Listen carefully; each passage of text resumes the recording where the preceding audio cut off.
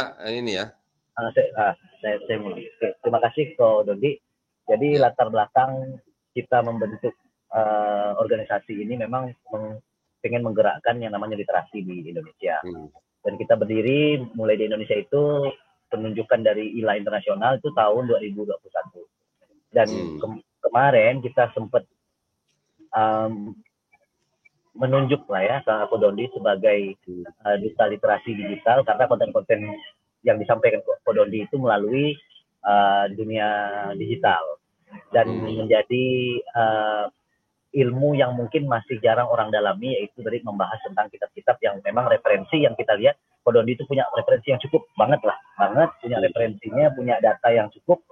Karena kalau cuma ngomong tuh semua orang mungkin bisa, tapi dengan data yang disajikan itu menurut saya sangat menarik, dan ini yang ingin kita literasikan, kita ajarkan ke generasi selanjutnya bahwa literasi itu seperti ini. Jadi literasi itu dibekali dengan data yang perlu mumpuni. Oleh karena itu kita memberikan mungkin support yang masih sederhana sekali, support seperti penghargaan yang sederhana, tapi paling tidak bisa membantu Ko Dodi melegitimasi bahwa Ko Dodi ini merupakan konten creator yang benar-benar literasi digital mengarah kepada membahas tentang kitab-kitab. Nah, jadi sebelum kami juga memutuskan kemarin itu memberikan, kita juga mempelajari, sering nonton beberapa konten dari Ko Dodi, dan kita ingin juga support selain mensupport itu Ko Dodi, kita juga ada program namanya barcode untuk konten-konten pendidikan. Nah, itu nanti kita pengen semua konten-konten Ko Dodi itu punya legitimasi bahwa konten tersebut adalah konten pendidikan. Itu namanya educational serial book number, yaitu serial publikasi yang memang mengarah kepada jenis-jenis pendidikan. Nah, kita golongkan sebagai pendidikan nih, yang Ko Dodi lakukan ini sebagai bentuk pendidikan, literasi teman-teman. Oleh karena itu, semoga apa yang dilakukan Ko Dodi ini menginspirasi, memberikan manfaat dalam memelekkan literasi di Indonesia tentang bagaimana konten mencelikan, Mas. Jadi itu mungkin singkatnya Ko Dodi. Ya. Baik, terima kasih banyak Mas Yuda nih. Waduh, saya merasa tersanjung sekali nih mendapatkan penghargaan ya dari ILA, Indonesian Literacy Association ya Mas ya, sama Virtual Education Academy. Masya Allah, ini baru pertama kali ini. Ya, saya mau koreksi. Jadi ILA itu artinya International Literacy Association. Nah, cuma kita punya, jadi ILA-nya double nih, karena Indonesian Literacy Association juga namanya ILA kalau disingkat, tapi itu kita sebenarnya cabang dari International Literacy Association di Amerika Serikat. International Literacy Association ya. Oke, baik. Nah, saya sudah dikirim ini nih sama Mas Yuda. Masya Allah, ini udah saya print Mas. Alhamdulillah. Nah, ceritanya ini adalah saya bacakan ya, International Literacy Association. Kemudian ada Indonesian Literacy Association ya. Di sini apa nih? We are International Literacy Association Affiliate ya Pak. Transforming Lives Through Literacy. Nah, ini ada The Indonesian Literacy Association Honors Donditan for Exemplary Service in the Promotion of Spiritual Literacy. Ditandatangani 24 Desember 2023 oleh Bapak Rahmat Putra Yuda SPD MED Tesol President of Indonesian Literacy Association, dan juga Mercy Craig Post Executive Director ya. Masya Allah, ini yang saya terima nih. Alhamdulillah, terima kasih banyak Mas Yuda penghargaannya. Sama-sama kok. Semoga bermanfaat lah kok. Bisa menambah semangat saya dan juga motivasi saya untuk selalu mengajak masyarakat Indonesia ya menggunakan literasi di dalam pendidikan, juga di dalam dialektika ya. Entah itu di dalam masalah apa saja, bisa dalam hukum, masalah agama, dan sebagainya. Itu harapannya ya Mas Yuda ya. Siap. Sekali lagi terima kasih banyak Mas Yuda nih, akan saya pajang nih Mas. Alhamdulillah. Siap. Betul. Alhamdulillah. Ya, silakan mungkin Mas Yuda bisa menjelaskan lebih lanjut tentang Indonesian Literacy Association, Mas.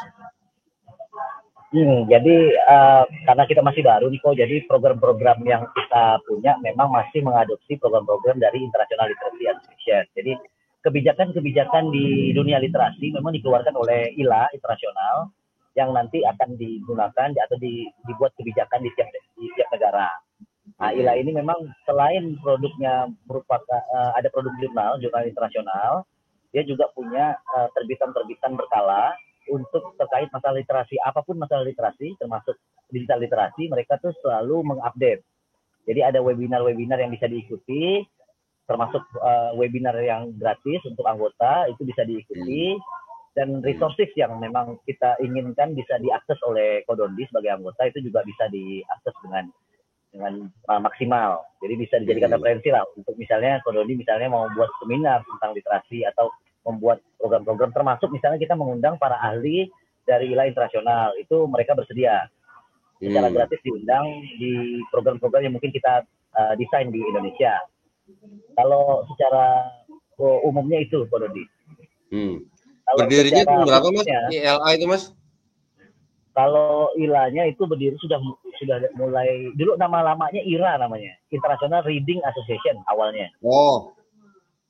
Itu nama lamanya yang memang IRA, lalu berubah menjadi ILA, mulai tahun 2000-an itu berubah jadi ILA, dan memang di Indonesia kita baru dibentuk. Jadi saya diamanahi untuk membawa ILA ini untuk meliterasikan pentingnya literasi dan sumber daya yang mereka miliki. Walaupun kita masih baru, Kodondi, tapi nanti mungkin kita bisa buat program-program yang mungkin bisa menggalakkan atau memaksimalkan literasi di Indonesia, membuat masyarakat melek lah dengan literasi. Misalnya saya punya program ke depannya mungkin bisa kolaborasi dengan Kodondi, itu membuat namanya virtual dai. Jadi virtual dai itu kita membuat dai secara virtual yang memang punya pendekatan khusus, strategi khusus dalam menyampaikan ceramah misalnya. Seperti Kodondi lah, Kodondi itu dari tampilan, setting, gambar dan lain itu udah bagus. Nah, itu kan bagian dari literasi, bagaimana menampilkan produk yang kita ingin tawarkan atau sajikan itu menarik. Misalnya itu bagian dari literasi digital. Nah, Kodondi udah punya resources itu, mungkin punya tim lah ya, yang memang menurut saya udah mumpuni di bidangnya dengan teknologi yang mungkin sudah di upgrade ya. Saya melihat tampilan dari konten-konten Kodondi sudah baik, dan itu mungkin bisa dibagikan tips atau triknya yang mungkin kita bisa menciptakan Kodondi lainnya gitu di masa mendatang. Menjadi baik itu, jadi virtual dai ini memang khusus untuk ceramah sih, karena kita masih kekurangan dunia ceramah virtual. Kan ceramah virtual ini punya pasar yang lebih besar Kodondi kalau daripada offline. Kalau offline ini pasarnya sedikit karena ada tempat, ada ruang dan waktu. Tapi kalau misalnya virtual, ini teman-teman di daerah-daerah yang mungkin kesulitan transportasi itu bisa menikmati ilmu yang mungkin bisa dibagikan dengan media virtual. Itu sih Kodondi pengennya ke depannya. Ya, mungkin tadi sedikit saya tambahkan ya Mas ya, bahwa dari tahun 2020 saya ini kan memang bergabung dengan sebuah yayasan, yaitu Yayasan Pembina Mualaf At-Tauhid, di mana yayasan ini selain juga visi misinya itu membina para mualaf, juga kita melakukan misi yaitu Ghausal Fikri atau perang pemikiran, Mas. Jadi kita memang melakukan dialektika atau kegiatan apologetika di mana melibatkan langsung dengan saudara-saudara kita yang dari Nasrani gitu, Mas. Nah, pada waktu saya bergabung dengan yayasan ini, saya tidak lama setelah saya bergabung, saya diamanahkan menjadi ketua litbang, Mas, di dalam yayasan ini.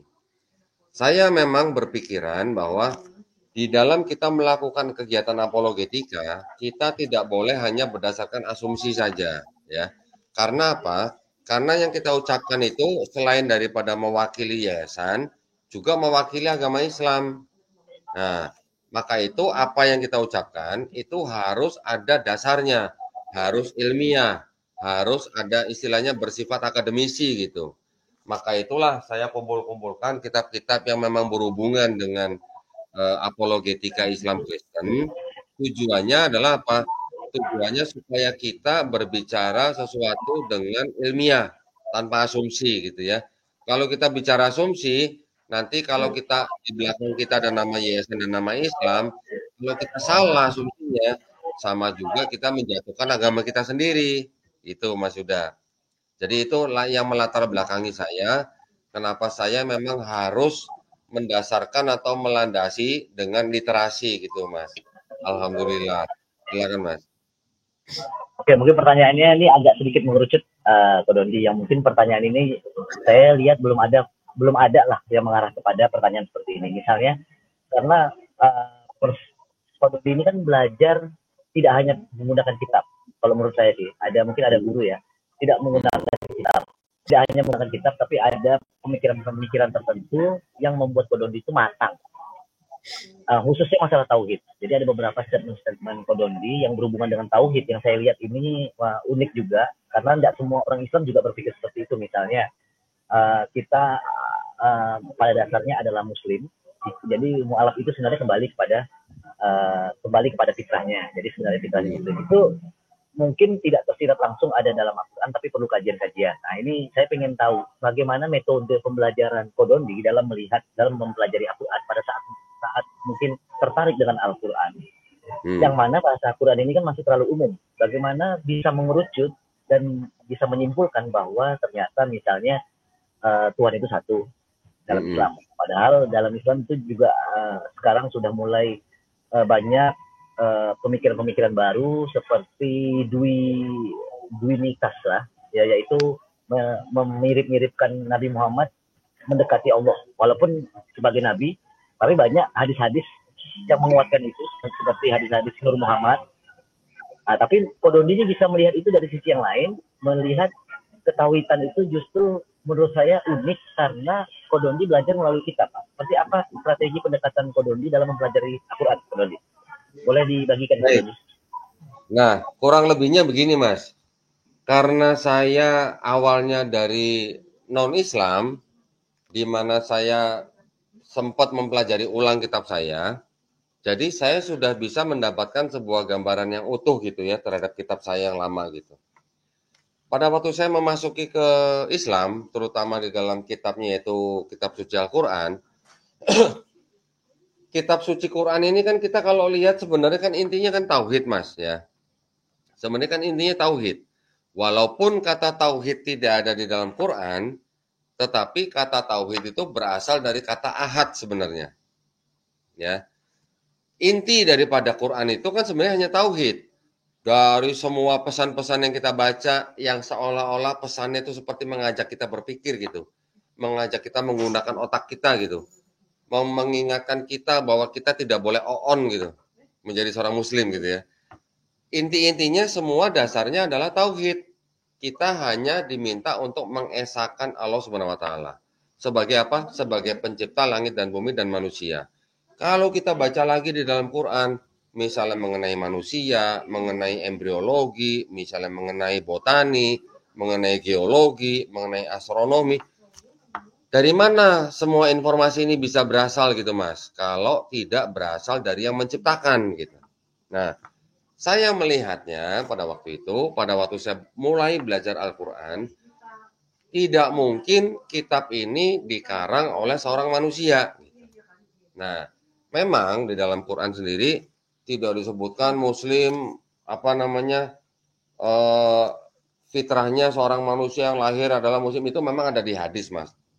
Tetapi dari setiap cerita yang ada di dalam Quran yang menceritakan tentang nabi-nabi yang dulu saya sudah pernah baca di kitab yang lain, ini ceritanya ya banyak yang sama tapi juga banyak yang totally different gitu, Mas.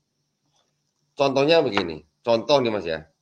Di dalam kitab saya yang lama ada cerita Nabi Nuh yang setelah banjir kemudian mendarat, kemudian membuat kebun anggur, kemudian mabok anggur dan telanjang. Ada lagi nanti cerita Nabi Harun misalnya, yang dipaksa oleh bangsanya sendiri untuk membuat patung sapi berhala untuk disembah. Nabi membuat patung berhala untuk disembah. Nanti ada lagi cerita Nabi Nabi Lot yang setelah kejadian Sodom dan Gomora menghamili 2 anak perempuannya. Nanti ada lagi cerita Nabi Daud misalnya, bersinah dengan istri orang, istri panglimanya sendiri. Nanti ada lagi cerita Nabi Salomo yang pernah musyrik, pernah menyembah Tuhan yang lain gitu. Nanti ada lagi Nabi Ayub yang diuji, kemudian dia menyalahkan Tuhannya karena memberikan ujian tersebut. Cerita-cerita yang tadi saya sebutkan, di Quran tidak ada, Mas.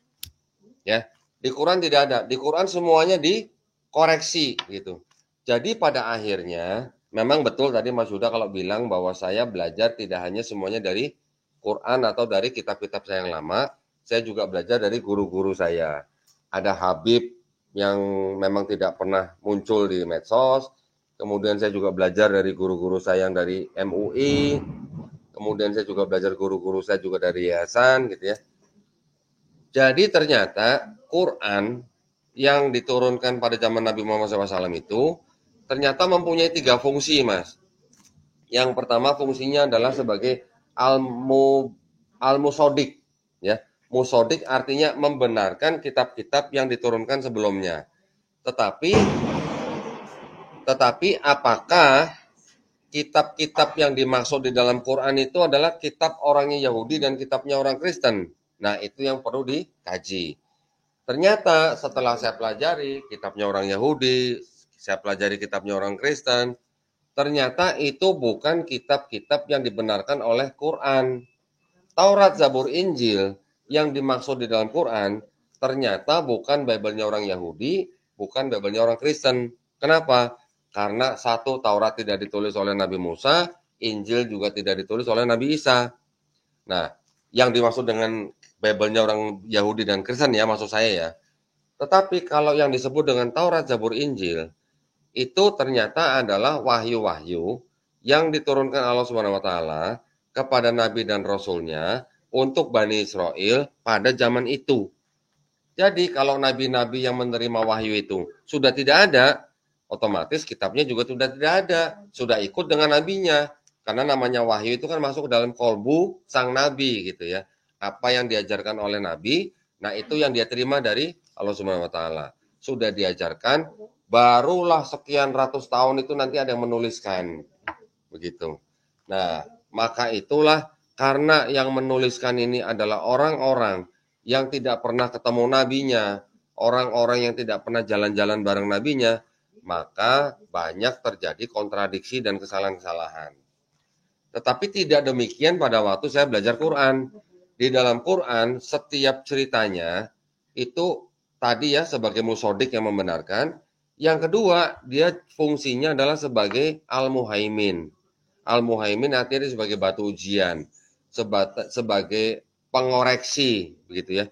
Apa yang salah di dalam kitab-kitab yang sebelumnya diturunkan, itu dikoreksi oleh Quran. Yang ketiga, fungsinya sebagai al-mubayyin, yang menjelaskan. Apa yang salah dijelaskan. Contoh misalnya ketika Nabi Isa difitnah, dibunuh, dan disalib, kemudian bangkit hari ketiga, itu dijelaskan dalam Quran bahwa Nabi Isa Al-Masih tidak dibunuh dan tidak disalib. Tetapi yang dibunuh dan disalib itu adalah orang yang diserupakan. Bukti-buktinya ada nggak dari luar Quran dan dari luar Bible? Ternyata ada juga. Contoh seperti kitab-kitab seperti ini. Kitab-kitab seperti ini adalah kitab di luar daripada Bible-nya Kristen, di luar daripada Bible-nya orang Yahudi, dan di luar daripada Quran. Ini kitab yang berdiri sendiri, yang ternyata di sini ada kisah bahwa yang disalib bukan Isa Al-Masih atau Yesus Kristus, tetapi orang lain yang istilahnya yang disalib gitu ya. Nah, kemudian dari situ saya juga akhirnya memperhatikan bahwa Quran ternyata memang diturunkan hanya istilahnya apa ya? Bukan sebagai buku sains ilmu pengetahuan ya, bukan. Tetapi sebagai buku sains, petunjuk gitu ya. Dari mana manusia itu berasal, dari apa manusia diciptakan, untuk apa manusia hidup, dan akan kemana manusia itu akan kembali setelah hidup di bumi gitu ya. Nah, semua itu ternyata di dalam Quran sudah diceritakan dan tidak mungkin yang menceritakan itu tahu persis manusia dan alam semesta, kalau bukan yang menciptakan manusia dan alam semesta. Banyak sekali ayat-ayat di dalam Quran yang menceritakan tentang detail manusia, juga detail daripada alam semesta, yang ternyata baru diklarifikasi atau dibenarkan oleh sains zaman sekarang, Mas. Mungkin kira-kira baru 50 tahun yang lalu, mungkin kira-kira baru 100 tahun yang lalu. Tetapi hal-hal yang disebut dalam Quran itu ternyata baru dikonfirmasi baru zaman sekarang. Nah, jadi maka dari itu, kalau tadi Mas Yuda sebut bagaimana saya mengenal Allah ya, Allah Sang Maha Pencipta ini yang menciptakan alam semesta dan manusia, dan bagaimana kita mengenal Allah dan bagaimana kita mencintai Allah sebagaimana Allah Subhanahu wa taala mencintai dan menyayangi manusia.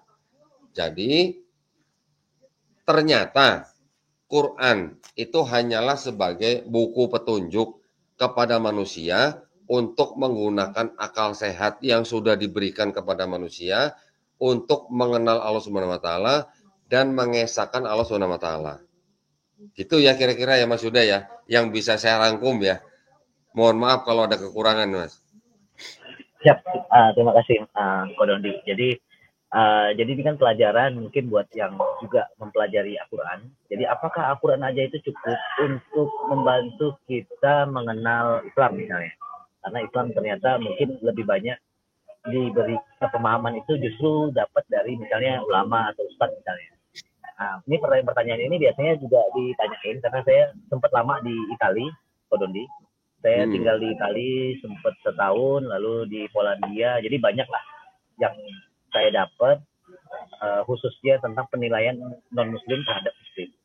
Jadi mereka menggunakan cara yang sama mungkin mempelajari Al-Quran, tapi mungkin tidak spesifik mendapatkan hal yang sama dengan Ko Dondi. Jadi ada hal yang mungkin cara pendekatan Ko Dondi atau strategi Ko Dondi ini dalam meriset Al-Quran, saya mungkin menyebutnya meriset, mengkaji Al-Quran itu dengan cara yang mungkin lebih saintifik, yang bisa diberikan. Cuma maksud saya, apakah semua non-muslim misalnya belajar Al-Quran itu cukup dengan Al-Quran ini sudah bisa menjawab hal-hal yang mungkin mereka tanyakan selama ini, Ko Dondi? Menurut Ko Dondi, apakah itu cukup atau memang perlu pemikiran-pemikiran dari pemikir Islam lainnya yang mengintervensi, atau cukup dari Al-Quran saja? Gini Mas, jadi kalau kita melihat ya, contoh ya, kita bandingkan dengan kitab yang di luar agama misalnya contoh. Apakah Undang-Undang Dasar 1945 itu sudah mencakup setiap sisi kehidupan manusia Indonesia, Mas? Sepertinya belum ya? Belum. Itu umum masih. Ya, masih terlalu umum. Di dalam Undang-Undang Dasar 1945 yang diatur adalah aturan-aturan yang umum untuk bangsa Indonesia. Tetapi nanti di bawahnya ada turunan-turunan kan? Ada undang-undang, ada peraturan pemerintah, ada keputusan presiden, mungkin ada keputusan menteri, begitu ya, yang mengejawantahkan daripada Undang-Undang Dasar 1945 kan begitu ya. Begitu juga dengan Al-Quran, Mas. Al-Quran ini, kan tadi saya bilang, ini bukan buku sains, tapi buku sains. Petunjuk gitu ya. Hal-hal yang dibicarakan di dalam Quran itu hanyalah hal-hal yang utama. Tetapi di dalam Quran juga diajarkan atau diperintahkan, taatilah Allah, taatilah Rasul. Jadi artinya, apa yang Allah perintahkan di dalam Quran, juga apa yang dilakukan oleh Rasul Nabi Muhammad SAW, itu yang harus kita ikuti, Mas.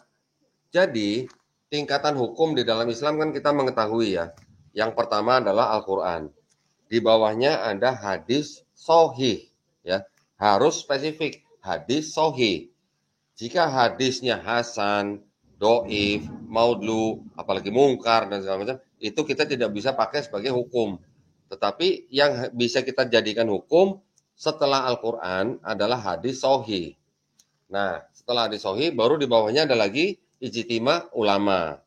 Setelah ijtima ulama, paling akhir yang bisa kita pakai yaitu paling hukum qiyas, gitu kan. Jadi, setiap hukum di bawah Quran, kalau dia bertentangan dengan Quran, otomatis kita tolak. Tetapi kalau dia sejalan dengan Quran baru bisa kita terima, gitu ya. Nah, karena hukum yang terutama adalah Quran, maka yang kita harus pegang adalah pesan-pesan utama yang ada dalam Quran. Mengenai pesan teknisnya atau petunjuk pelaksananya, kita tinggal merefer ke hadis. Mau hadis yang sahih, baik itu yang sunnah istilahnya ataupun hadis-hadis yang qudsi begitu ya. Dari situ sampai di hadis sebenarnya kita sudah bisa mengetahui Islam sudah kurang lebih mungkin sudah cukup menyeluruh begitulah ya. Tetapi nanti kalau ada perselisihan misalnya atau misalnya ada perbedaan-perbedaan yang furu'iyah misalnya. Nah, itu yang baru diselesaikan dengan ijtimah ulama gitu, Mas. Kurang lebih gitu, Ya, Mas Yuda. alhamdulillah. Nah, alhamdulillah, Konondi. Jadi udah mengerucut nih Konondi. Jadi karena Ya. saya juga pingin diskusi ini karena banyak pertanyaan yang berseliweran tentang hadis tadi ya, tentang hadis. Jadi kalau uh, saya paling banyak atau muslim paling banyak diserang itu justru dari hadis sohe tadi, hadis sohe.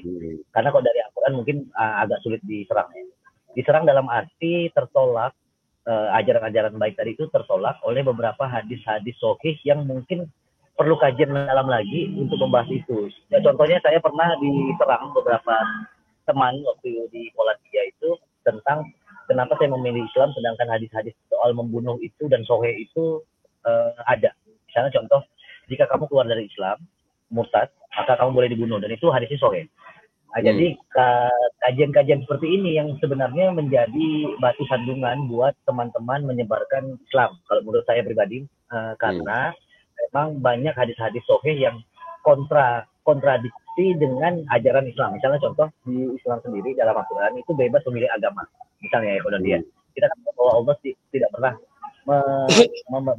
mewajibkan untuk masuk satu agama tertentu. Bahkan memang dibebaskan.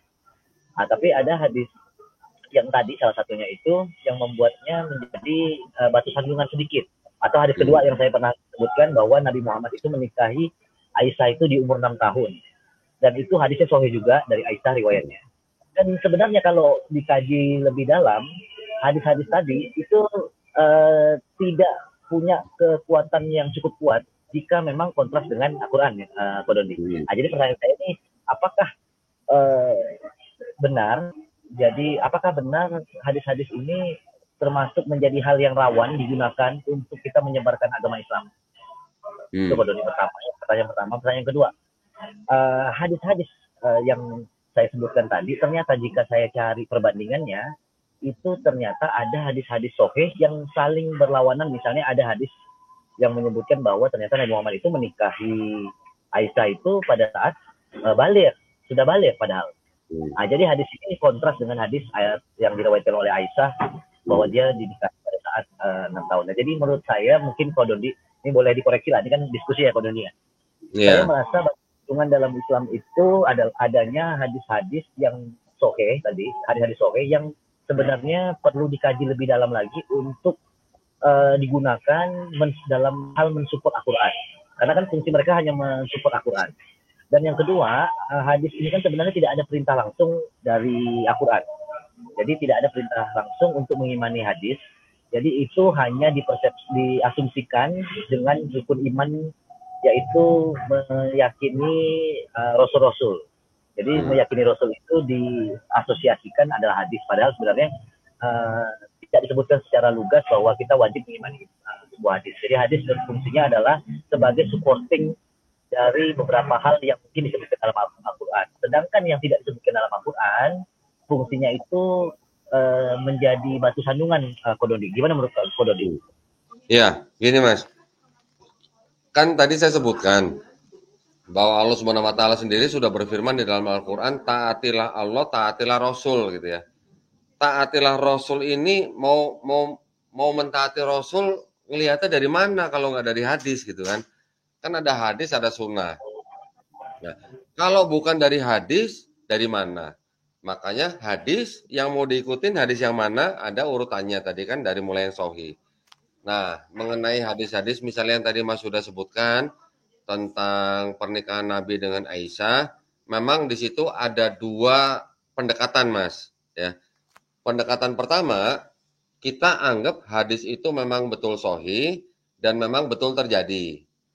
Pendekatan yang kedua, kita bisa mengambil daripada hadis-hadis lain yang tadi Mas Yuda sebutkan, bahwa Nabi menikahi Aisyah setelah Aisyah akil balik, begitu kan? Tetapi kedua pendekatan ini sebenarnya tidak ada yang menyalahi Al-Quran, Mas. Pendekatan yang pertama, walaupun kita anggap bahwa betul Nabi menikahi Aisyah pada usia 6 tahun dan berumah tangga pada usia 9 tahun, itu pun masih tidak menyalahi Al-Quran selama pada waktu usia 9 tahun Aisyah sudah balik gitu. Kalau sudah puber berarti sudah boleh berumah tangga, kan begitu. Tetapi kalau kita menggunakan pendekatan yang pertama, memang kelihatannya tidak sesuai atau tidak selaras dengan standar moral zaman sekarang. Tetapi yang menjadi masalah adalah kita tidak boleh membawa standar moral zaman sekarang ke zaman dahulu, di mana pada zaman dahulu itu belum menjadi standar moral yang sama dengan zaman sekarang. Maksud saya begitu. Itu yang paling utama. Jadi kalau memang kita mau bawa-bawa standar moral zaman sekarang ke zaman itu, kita harus nanya ke orang-orang yang menuduh atau yang bertanya, ada nggak musuh-musuh Nabi yang memprotes pernikahan Nabi dengan Aisyah pada saat itu? Tidak. 6 tahun, Pak Dodi, 6 tahun, bukan 9. Jadi hadisnya itu berbunyi 6 tahun. Iya, dinikahi usia 6 tahun, berumah tangga usia 9 tahun kan? Iya, betul. Ya, jadi artinya 6 tahun itu sebenarnya belum berumah tangga atau belum hidup serumah. Itu istilahnya kalau zaman sekarang kita taunya seperti ditunangkan begitulah ya. Hidup berumah tangganya baru usia 9 tahun. Nah, tapi kalau kita melihat dari sisi ilmu pengetahuannya aja, Mas, usia 9 tahun, ras Kaukasoid, kalau dibandingkan dengan kita, ras Mongoloid, itu memang beda, Mas. Apalagi hidup di padang gurun. Seorang wanita berusia 9 tahun, 10 tahun, itu bisa sudah akil balik untuk ras Kaukasoid yang hidup di padang gurun, dibandingkan dengan kita, ras Mongoloid, yang hidup di daerah tropis. Itu memang beda, Mas. Setuju. Nah, kalau itu setuju tuh. Ya. Setuju kok. Jadi yang dimaksud bukan kok, salah mungkin kok ya. Jadi yang dimaksud tuh mungkin perbedaan beberapa hadis yang mungkin menjadi batu sandungan. Tapi kalau tadi kajiannya adalah dari budaya itu benar nih. Jadi ada beberapa budaya yang mungkin pada zaman itu memang wajar. Mungkin di sekarang jadi nggak wajar. Siap. Ya, nah maksud saya tambahkan sedikit Mas ya gini nih. Jadi tradisi pernikahan usia dini untuk bangsa-bangsa zaman dulu itu memang hal yang normal gitu Mas. Ya, pada zaman Nabi menikahi Aisyah usia 9 tahun, berumah tangga usia 9 tahun, bangsa Arab sendiri itu adalah bangsa yang serumpun dengan bangsa Yahudi, Mas ya. Bangsa Yahudi bahkan tradisinya seorang perempuan itu sudah bisa dinikahi atau ditunangkan ketika dia berusia 3 tahun 1 hari hingga usia 11 atau 12 tahun. Di dalam kitab mereka, Mas, di dalam kitabnya Yahudi, ya, ini ada kisah-kisah Nabi Ishak menikahi istrinya Ribka. Dijelaskan di kitab yang lain, kitab mereka juga. Ini kitab yang otentik ya, yang disebut dengan Qomas. Nabi Ishak menikahi istrinya Ribka ketika Ribka berusia 3 tahun. Apakah 3 tahun berumah tangga? Kan enggak gitu loh. Walaupun dibawa pulang, tetapi tradisi bangsa zaman itu dibawa pulang sebagai calon istri nanti kalau sudah puber gitu ya. Nah, kemudian di sini juga ada lagi di kitab-kitab mereka juga kisah mengenai Nabi Daud berzina dengan Betseba, istri panglimanya. Kalau kita hitung usianya, Mas, Betseba itu usianya baru antara 7 sampai 9 tahun. Kalau kita hitung dari umur kakeknya punya anak, punya cucu, baru punya cucu ya, Betseba ya. Itu usianya berapa? Baru 7 sampai 9 tahun. Itu sudah berzina dengan Raja Daud coba. 7 tahun seperti apa, Mas? Coba kalau kita mau bandingkan sekarang. Ada lagi di sini ya. Kisahnya kelahiran Yesus Kristus. Ibunya bernama Maria. Suaminya Maria namanya Yusuf. Di sumber dokumen kekristenan juga, Yusuf usianya 90 tahun. Seorang duda beranak 6 dijodohkan dengan Maria, ibunya Yesus, yang pada saat mengandung dari Roh Kudus itu, Maria sedang berusia 12 sampai 14 tahun, Mas. 12 tahun sudah mengandung, coba. Udah mengandung, artinya sebelum itu ya. Tapi sebenarnya hal-hal tersebut memang bisa terjadi untuk ras Kaukasoid gitu loh. Kita melihatnya, kita nih ras Mongoloid, kita ngelihat, oh sepertinya kok masih kecil gitu, tapi padahal ini sudah berbeda gitu loh. Nah itu saya ambil tadi dari pendekatan, kalau memang itu benar terjadi Mas ya. Kalau kita mengambil pendekatan yang kedua, bahwa ada hadis-hadis lain atau mungkin ada apa namanya analisis ya Mas ya, analisis dari usianya Asma, kakak perempuannya daripada Aisyah, yang berbeda 10 tahun. Dan Asma ini meninggal tahun 100 Hijriah.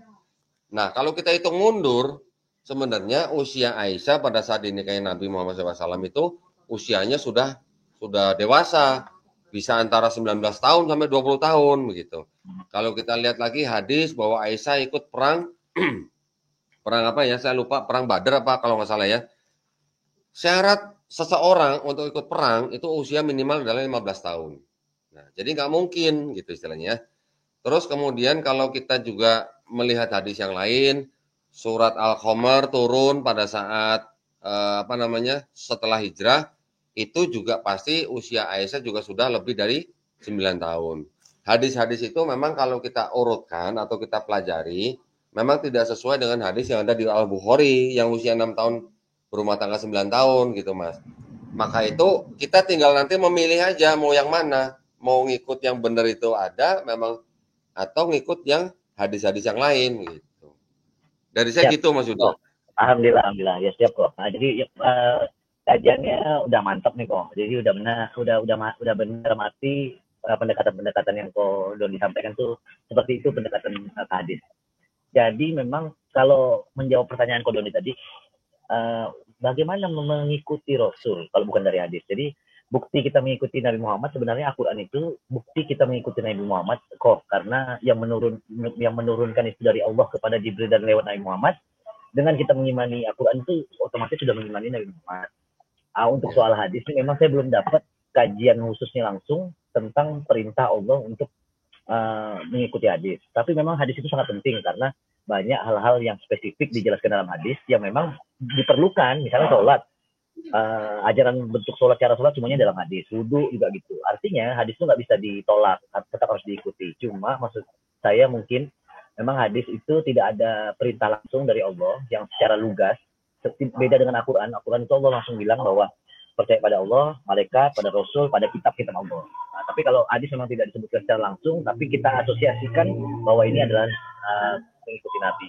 Tapi ini hanya menjadi kajian kita secara sederhana aja, Kodoni, bahwa banyak orang yang menolak Islam itu justru karena banyaknya hadis-hadis yang tersebar, baik itu hadis palsu maupun kajian yang salah. Jadi hadisnya sahih, tapi mungkin cara mengkajinya salah. Ada juga hadis-hadis palsu. Misalnya Nur Muhammad itu, ternyata begitu saya kaji dan saya cari guru-guru bahwa ternyata Nur Muhammad itu hadis-hadisnya palsu. Yang itu menjadi alat penyerang non-muslim, menyerang bahwa kita tuh duinitas sebenarnya, menuhankan Nabi Muhammad. Karena Nur Muhammad itu fungsinya sangat tinggi sekali seperti Allah. Padahal hadisnya palsu. Itu sih mungkin diskusi kita hari ini, Dr. Doni. Ya, saya tambahkan Mas ya sebelum azan maghrib nih, sebentar lagi azan maghrib tempat saya. Baik, jadi kalau ada semacam tuduhan atau pertanyaan bahwa Islam dan Kristen itu sebenarnya sama, karena samanya apa? Karena kalau di Kristen firman itu nuzul menjadi Yesus. Kalau di Islam firman itu nuzul menjadi Quran. Samanya di situ katanya Mas. Tetap beda. Bedanya di mana? Beda. Nah, bedanya di mana? Kita tidak menyembah firman itu. Yang kita sembah adalah yang berfirman, gitu Mas. Ya. Nah, pernyataan-pernyataan seperti itu adalah sebenarnya pernyataan-pernyataan yang meminjam filsafat Yunani kuno, Mas. Untuk mencari teman ke Islam gitu. Nah, jadi seolah-olah mereka akan membuat narasi Kristen sama Islam tuh sama karena Kristen itu firman nuzul menjadi Yesus, kalau di Islam firman itu nuzul menjadi Quran. Tetap berbeda. Kita tidak menyembah Quran, yang kita sembah adalah yang menurunkan Quran, ya. Kalau Betul. Kristen mereka menyembah Yesus sebagai firman itu, tinggal kita tanya, kalau begitu Taurat firman Tuhan bukan? Mereka harus jawab Taurat itu firman Tuhan. Sama Tuhan. Kalau firman Tuhan, kenapa kamu tidak menyembah Taurat? Gitu. Nah, jadi sebenarnya paham mereka yang mana mereka menganggap Yesus itu adalah firman itu sendiri yang menjelma menjadi manusia, itu sebenarnya meminjam konsep ketuhanan Yunani kuno, Mas, sebenarnya. Itu aja sebenarnya. Sudah tidak ada jauh, tidak. Mengadopsi ya, Iya, mengadopsi konsep. ya, Oke. ya, Ya, ya yang paling sopan mengadopsi, Mas lah, gitu ya. mencomot bahasa kasarnya. Oke. Iya, ya. Jadi gitu Mas. Sekali lagi saya mengucapkan banyak terima kasih kepada Mas Yuda dan juga kepada Indonesia Literacy Association yang sudah memberikan penghargaan kepada saya.